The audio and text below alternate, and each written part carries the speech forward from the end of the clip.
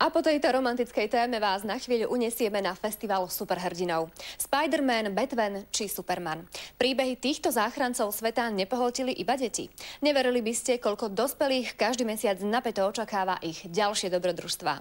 Dokonca sú ochotní zaplatiť 100 000 korún, len aby mali špeciálny výtlačok svojho obľúbeného komiksu. Komiks oslavuje 110. narodeniny. Myslíte si, že na Slovensku táto americká zábavka nemá svojich fanúšikov? Mýlite sa. Existujú ľudia, ktorí bez nej nevydržia ani jeden deň. Láska ku komiksom vznikla asi ešte v detstve, keď mama musela povinne stáť v rade v zahraničnej tlači a kupovať pre mňa a pre brata Pifa. Na komiksy dostali niekedy v 15 rokoch, čiže už ma to drží asi 10 rokov. Na festivale komiksov sme objavili fanúšikov, ktorí sa za svoje idoly dokonca prezliekajú. Ja som Tyra z hry Soul Calibur 3. Ja som Juna Braska z hry Final Fantasy 10.2. Čo poviete? Podobá sa?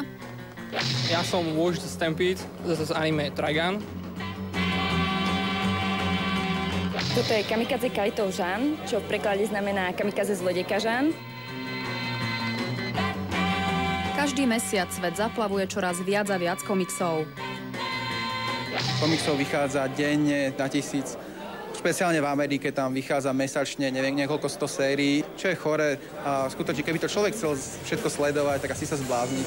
Okrem bežných komiksov sa občas objavia na trhu aj špeciálne vydania, za ktoré by fanatici kreslených hrdinov položili aj život. Ešte som nepočul o tom, že by fanúšik položil život za komiks, to už by sa mu neoplatilo.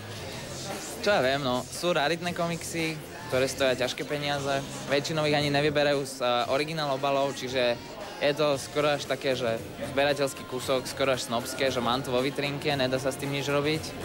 Potom si prečítať ten istý komiks ako reprint o 30 rokov neskôr. V Amerike, keď vyšlo číslo Spidermana na obálke presne s tými dvojičkami, akurát v tom čase, keď mali nehodu s teroristami, tak to číslo bolo okamžite stiahnuté z trhu a tým pádom sa dostalo do rúk len zo pár ľuďom, ktorí to ešte ráno stihli kúpiť a tým pádom sa vyhnala aj cena toho jedného výtlačku enormne vysoko a sú ľudia, ktorí by hrozne túžili to číslo mať.